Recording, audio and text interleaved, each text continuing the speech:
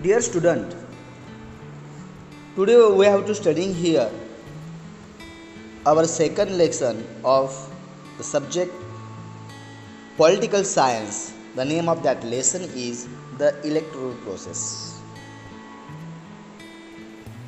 आज हम इस पाठ के जरिए हमारी जो चुनाव प्रक्रिया है, इलेक्टोरल प्रोसेस है, इसके बारे में आज हम जानकारी लेने वाले हैं. I will read line by line this lesson and explain the whole lines, the meaning of words. So please carefully we listen. I will try give my best. Okay. Election have played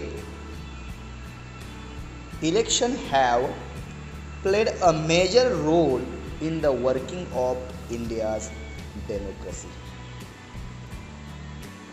जो election होते हैं, जो चुनाव होते हैं हमारे लोकशाही में, डेमोक्रेसी में, लोकशाही में मतलब डेमोक्रेसी में मेन रोल निभाते हैं, मेजर रोल जो है वो निभाते हैं. Elections and representation are two very important process in democracy. Election and representation are two very important process in our democracy. हमारे डेमोक्रेसी में जितने भी सारे चुनाव होते हैं, इस चुनाव के जो रिप्रेजेंटेशंस होते हैं, very important process in democracy. Election and representation मतलब चुनाव और उसके प्रतिनिधित्व, जिसे हमें चुन कर देते हैं, ये उनको रिप्रेजेंटेटिव कहते हैं. तो ये बहुत मायने रखते हैं. We know that people's representatives are selected through election. हम सबको मालूम है कि people representatives are selected through election. Election के जरिए हम रिप्रेजेंटेटिव्स जो है वो चुनते हैं. और election help to bring a change in power through peaceful means. और इलेक्शन के जरिए हमारे जो चुनाव है ये अच्छी तरह से शांततामय मार्ग से हम उसमें बदलाव लाते हैं. So different political parties get an opportunity to rule policies of the government and life of society also changes. Different political parties get an opportunity. अलग अलग प्रकार की जो पॉलिटिकल पार्टीज़ है, गेट एन अपॉर्चुनिटी, उनको एक मौका मिलता है, उनको संधि मिलती है एक चुनाव के कारण. लेकिन उसके लिए जो अपॉर्चुनिटी उनको मिलती है, उसके लिए rules policies of the government and life of society also changes. तो उनको संधि मिलने के कारण, उनको अपॉर्चुनिटी मिलने के कारण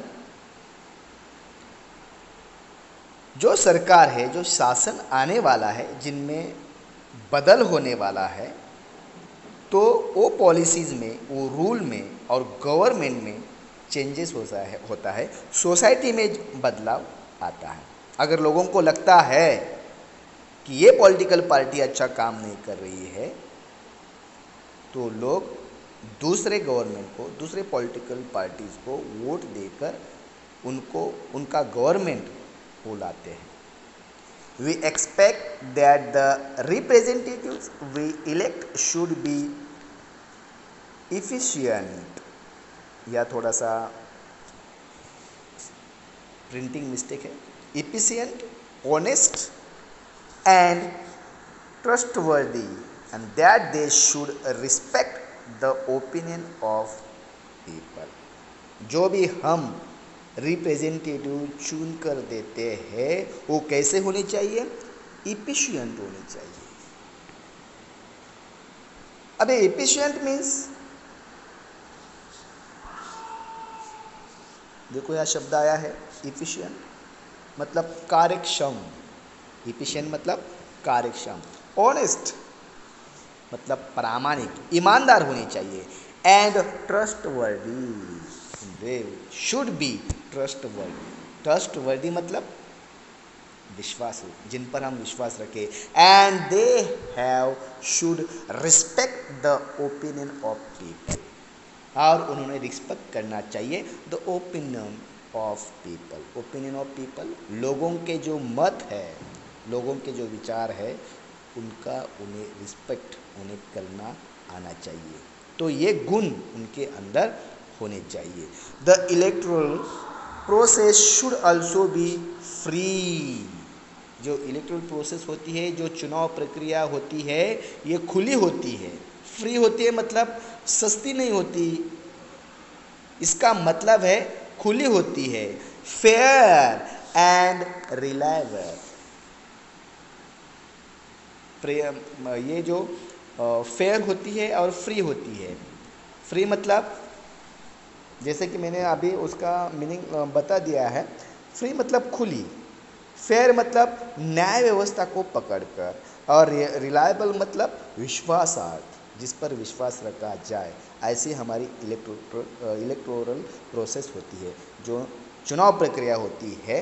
it should be free, fair and reliable to ensure that the Constitution of India has made a provision for an independent election commission to administer the election process in India। और ये जो प्रक्रिया है, ये शुरू करने के लिए भारत के संविधान में, कॉन्स्टिट्यूशन में, इंडिया के ये जो है, ये शुरू करने के लिए संविधान जो है वो चुनाव लेने के लिए स्वतंत्र निवडणुक जो होती है, चुनाव होते हैं, इनका आयोग, चुनाव आयोग उसे बोलते हैं, उसका निर्माण किया है। और इसका निर्माण जो है वो हमारे कॉन्स्टिट्यूशन में है। इसलिए लिखा है the ensure that the constitution of India has made provision, इसका प्रोविजन किया है कॉन्स्टिट्यूशन में हमारे, an independent election commission. Independent election मतलब अलग, आज़ाद इलेक्शन कमीशन होना चाहिए, अलग इलेक्शन कमीशन होना चाहिए, to administer the election process of India. India की इलेक्शन प्रोसेस एडमिनिस्टर करने के लिए कॉन्स्टिट्यूशन में हमारे एक अलग सा प्रोविज़न किया है इलेक्शन कमीशन का। और वो इलेक्शन कमीशन जो है हमारे इंडिया में जो भी इलेक्शन प्रोसेस होती है उसका एडमिनिस्टर करती है। Next, the election commission of India and the state level state election commission conduct all important, देखो, election commission of our India and the state election commission, these are the two parts, but these two parts of election commission, one is national level and another is state level. In national level, election commission of India, on state level the state election commission। ये दोनों भी जो है, ये दोनों election conduct करती है। आगे देखो, इलेक्शन इन आवर कंट्री, हमारे देश में ये इलेक्शन है वो कंडक्ट करती है। Election commission of India and state election commission, ये दोनों हमारे भारत में इलेक्शन जो है वो चुनाव जो है वो प्रक्रिया तय करती है। The entire process of election from declaring the date of election to the declaration of result is carried out under the direction of the control of election commission। The entire process of election from declaring the date of election to the declaration of result it's carried out under the direction and control of election commission। Election commission जो है, जो चुनाव आयोग है, वो उसकी process क्या होती है, वो क्या करता है, वो चुनाव की डेट डिक्लेयर करने से चुनाव का रिजल्ट लगने तक जो भी सारी प्रोसेस होती है, वो प्रोसेस इलेक्शन कमीशन तय करता है। तो चुनाव का जितना सारा काम है, कार्य है, ये इलेक्शन कमीशन करता है। कहाँ से? इलेक्शन की डेट डिक्लेयर कर कर वो चुनाव का रिजल्ट लगने तक ये सारे प्रोसेस है, वो सारा काम है, वो इलेक्शन कमीशन करते हैं। The election process is an inseparable component of a comprehensive democratic process। और ये जो इलेक्शन प्रोसेस है, ये इंस्पेरेबल कंपोनेंट ऑफ को कॉम्प्रहेंसिव डेमोक्रेटिक प्रोसेस है। कॉम्प्रहेंसिव डेमोक्रेटिक प्रोसेस मतलब, कॉम्प्रहेंसिव डेमोक्रेटिक प्रोसेस मतलब, कॉम्प्रहेंसिव मतलब बड़ी, व्यापक, डेमोक्रेटिक प्रोसेस मतलब लोकशाही की प्रक्रिया है, जो कि इंस्पेरेबल कंपोनेंट है। मतलब हमारे चुनाव का, निवडणूक कमीशन का जो है, निवडणूक प्रक्रिया का है, वो एक अविभाज्य भाग है, अविभाज्य घटक है। हमारे इलेक्शन प्रोसेस जो है वो comprehensive democratic process है। So the election process in an inseparable component of a comprehensive democratic process। In this chapter we will understand the structure। अब इस चैप्टर में हम इलेक्शन कमीशन जो होता है, इलेक्टोरल प्रोसेस जो होती है, इलेक्शन कमीशन जो होता है, उसका स्ट्रक्चर देखने वाले हैं, उसका कार्य देखने वाले हैं, फंक्शंस देखने वाले हैं, and role of the election commission.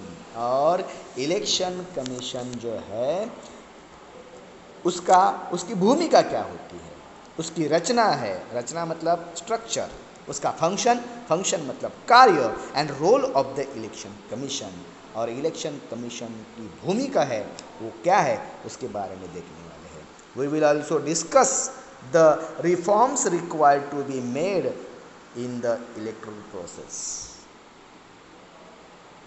और इस पार्ट में हम वी विल ऑल्सो डिस्कस, इस पर चर्चा करने वाले हैं, the reforms required to be made in the electoral process. तो इसमें और क्या हम रिफॉर्म्स कर सकते हैं, इसमें और क्या सुधारना इसमें आवश्यक है, इसके बारे में प्रोसेस में हम चर्चा करने वाले हैं। Next point is election commission. अब ये इलेक्शन कमीशन जो है, निवडणूक आयोग होता है, चुनाव आयोग जो होता है, वो क्या होता है, तो चलिए आइए देखते हैं। In India, the election commission is central to the process of election. In process of election commission is central to the process of election। Election process में इलेक्शन कमीशन है, जो चुनाव आयोग है, ये केंद्र होता है, मेन होता है। Art 324 of the Indian constitution, Indian constitution का कलम उसको बोलते हैं art 324 has established this autonomous body which consists of one chief election commissioner and 2 other commissioners। ये चुनाव प्रक्रिया है, इस चुनाव प्रक्रिया में एक मुख्य चुनाव आयुक्त होता है, एक मुख्य चुनाव आयुक्त, 1 chief election commissioner and 2 other commissioner, और दूसरे 2 अलग आयुक्त होते हैं। ऐसे कुल मिलाकर 3 मेंबर जो है वो 3 मेंबर जो है वो चुनाव आयोग में मेन होते हैं, और वो ये सारा चुनाव जो है ये हैंडल करते हैं। उनके नीचे काम करने वाले अलग अलग बाकी लोग होते हैं, लेकिन ये 3 मेन होते हैं, 1 chief election commissioner and 2 other commissioners. देखो इसमें ग्रीन कलर में इधर 2 इम्पोर्टेंट जानकारी आई है, इंफॉर्मेशंस आई है। Do you know what is a representation? प्रतिनिधित्व मतलब क्या है, रिप्रेजेंटेशन मतलब क्या है? अगर आप किसी समूह को रिप्रेजेंट करते हैं, प्रतिनिधित्व करते हैं, जैसे कि आपके स्कूल में क्लास में क्लास टीचर तो होते हैं, लेकिन स्टूडेंट में, विद्यार्थियों में मॉनिटर वगैरह होते हैं। अलग अलग प्रकार के क्लास में मंत्रिमंडल बनाया जाता है, रिप्रेजेंटेटिव्स होते हैं, वो क्लास को रिप्रेजेंट करते हैं। So what is a representation? Modern democracy is a representative democracy. हमारी आधुनिक जो डेमोक्रेसी है ये रिप्रेजेंटेटिव डेमोक्रेसी है। रिप्रेजेंटेटिव डेमोक्रेसी मतलब प्रातिनिधिक डेमोक्रेसी है, प्रातिनिधिक लोकशाही है। मतलब in a democracy it is not possible to involve the entire population to the decision making process. Decision making करने के लिए, डिसीजन लेने के लिए होल एंटायर पॉपुलेशन को हम पूछ नहीं सकते हैं। सब लोगों को हम एक एक करके जाकर कौन सा भी निर्णय हम पूछ नहीं सकते हैं, निर्णय ले नहीं सकते हैं। इट्स इम्पॉसिबल, ये पॉसिबल नहीं है हमारे डेमोक्रेसी में। So this resulted in the starting of the practice of electing some people on behalf of entire population as a representative who would run the government. The representatives who form the government are expected to be responsible to the people and give preference to the welfare of the people. जो भी representative चुनकर आए हैं, the representatives who form the government are expected to be responsible.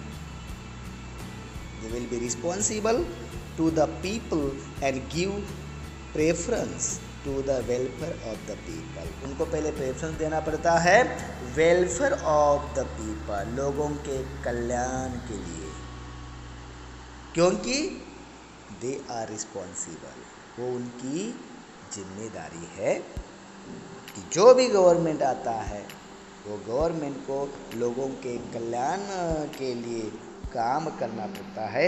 लोगों के कल्याण का प्राधान्य वो अपने सरकार में, गवर्नमेंट में, राज्य कारभार में वो करे, ये अपेक्षित रहता है। नेक्स्ट, सुकुमार सेन।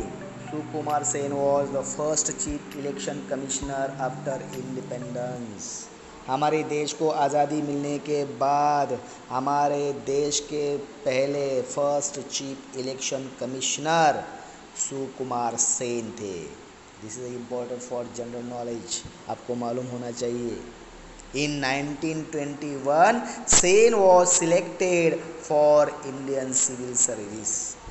1921 में सुकुमार सेन जो है वो इंडियन सिविल सर्विस के लिए चुने गए थे अंडर द ब्रिटिश रूल। ब्रिटिशकालीन भारतीय प्रशासकीय सेवा में वो चुने गए थे। Then he was given the charge of the election commissioner after the election commission. उसके बाद उन्हें इलेक्शन कमिश्नर का चार्ज दिया गया। He was given the charge of the election commissioner after the election commission was established in 1950. 1950 में चुनाव आयोग के स्थापना के बाद उन्हें चुनाव आयुक्त का पदभार दिया गया। He was the first chief election commissioner after independence. Understood? Next, Mr. Sen efficiently handled the responsibility. Mister Sen, इन्होंने जो रिस्पॉन्सिबिलिटी है, अपनी रिस्पॉन्सिबिलिटी अपनी खुद की जो इलेक्शन कमीशन की उन पर दी थी, वो उन्होंने अच्छी तरह से निभाई।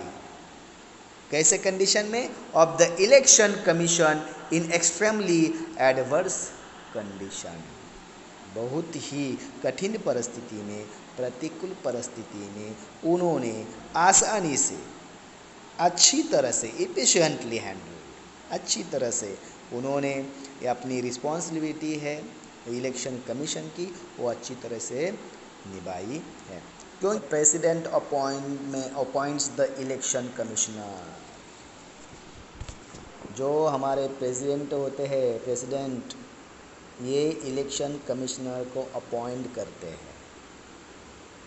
क्या करते हैं? इलेक्शन कमिश्नर को अपॉइंट करते हैं, उनको चुनते हैं। The chief election commissioner can not be removed from his post easily और on account of any political reason. ये जो इलेक्शन कमिश्नर की जो पोस्ट होती है, ये पोस्ट है, ये the chief election commissioner can not be removed from his post easily और on account of any political reason.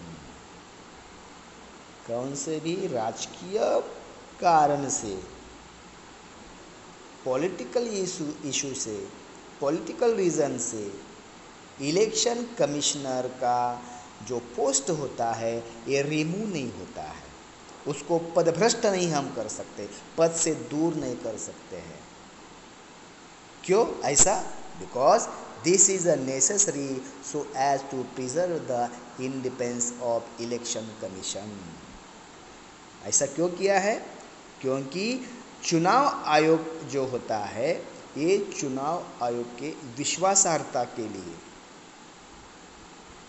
ये निर्णय लिया गया है कि जो इलेक्शन कमिश्नर होता है उसे कौन सी भी इलेक्टोरल पार्टी जो होती है, इलेक्शन पार्टी जो होती है, वो दूर नहीं कर सकती। विश्वासार्हता के लिए उन्होंने ऐसा किया है।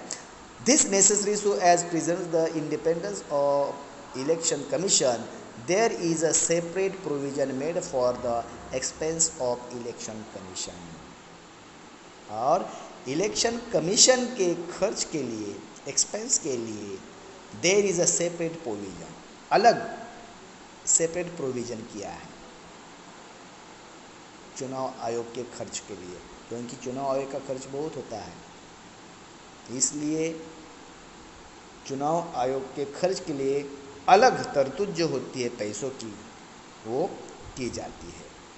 The election commission does not have a separate staff, और election commission does not have separate staff, उनको अलग काम करने के लिए सेपरेट स्टाफ नहीं होता है।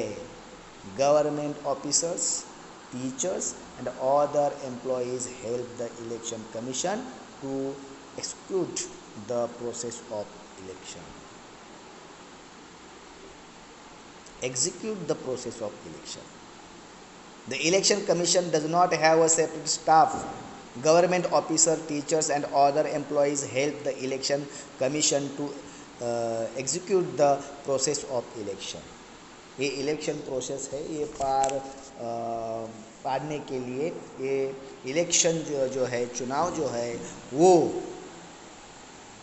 चुनाव का काम करने के लिए इलेक्शन कमीशन के पास सेपरेट स्टाफ नहीं होता।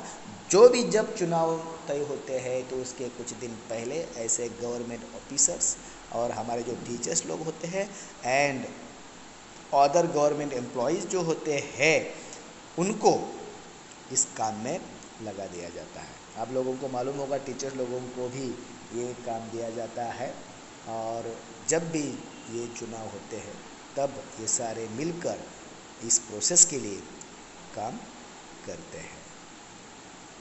चलो नेक्स्ट, डू यू नो, आपको मालूम है, special campaign to create awareness among voters is run for voters registration. The National Voters Day is celebrated for the purpose. मतलब जो भी वोटर्स है इनकी नोंद करने के लिए वोटर्स को जागरूक करने की मुहिम तैयार की जाती है और उसके लिए राष्ट्रीय मतदार दिवस मनाया जाता है। क्या कहा है देखो, special campaign to create awareness among voters is run for the voters registration. Voters registration करने के लिए वोटर्स को का एक अलग कैंपेन तैयार किया जाता है और the national voters day is celebrate, जो राष्ट्रीय मतदार दिवस है वो सेलिब्रेट किया जाता है, साजरा किया जाता है फॉर द पर्पस। इसके लिए ये नेशनल दिवस भी मनाया जाता है। नेक्स्ट, अब हम जो आगे जानकारी लेने वाले हैं वो है functions of election commission. Election कमीशन के फंक्शन क्या होते हैं, इलेक्शन कमीशन का संपूर्ण कार्यक्रम क्या होता है, इसके बारे में हम देखने वाले हैं। अब वो पहला जो है वो है preparing the voters list. Prepare मतलब तैयार करना, वोटर लिस्ट जो है वो तैयार करना, ये first function of election commission. This is the first function of election commission, the preparing the voters list. Every Indian citizen who has completed 18 years of age has a right to vote। जो भी Indian citizen है, भारतीय नागरिक है, जिनके 18 years complete होते हैं वो उसे वोट देने का राइट मिलता है, उसे वोट देने का अधिकार, राइट मतलब अधिकार मिलता है। To exercise the right to vote, citizens name must be in a voters list। तो जो कमीशन होता है उनका ये काम होता है कि जितने भी सारे 18 अबाउ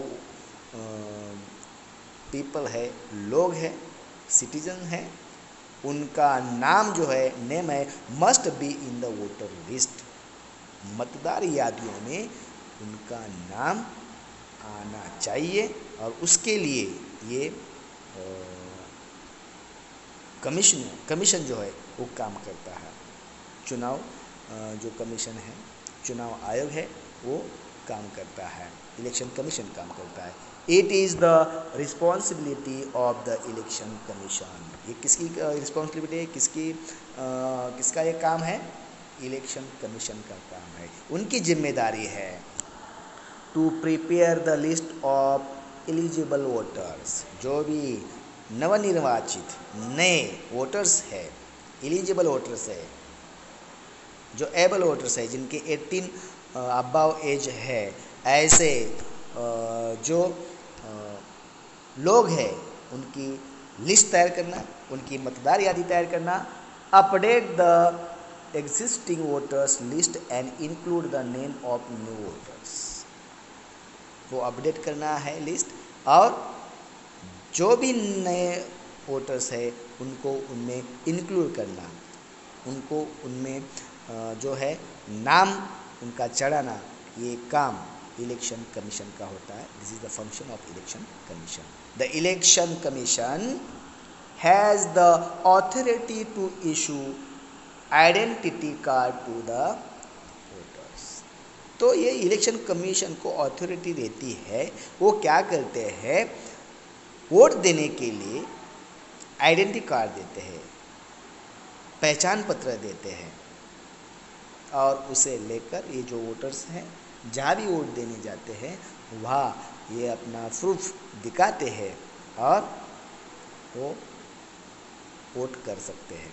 तो ये अथॉरिटी इलेक्शन कमीशन को दी है कि वो जो भी आइडेंटिटी कार्ड है, इलेक्शन आइडेंटिटी कार्ड है, वो नए वोटर को इशू करे। Okay, next, second, decide the time table and the programme of election.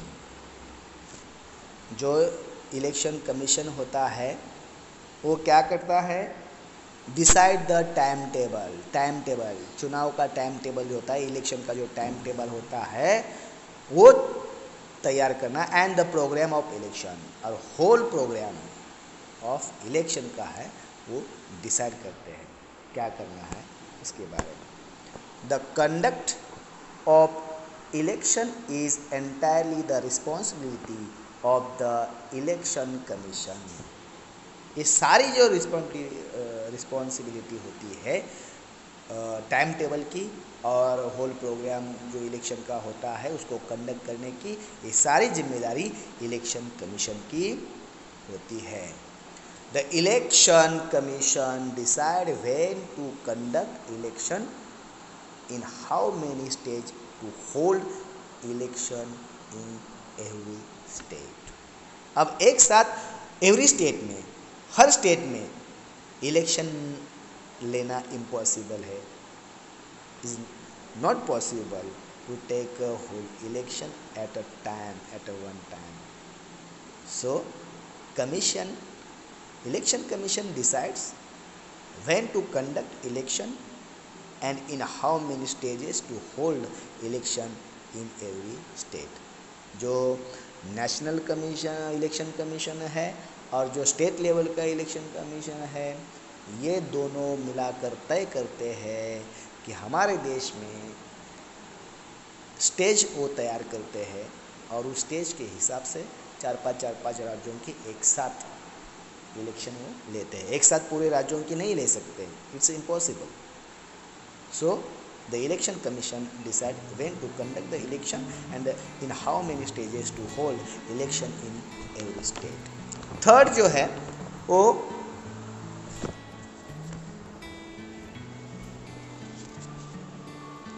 देखो क्या है,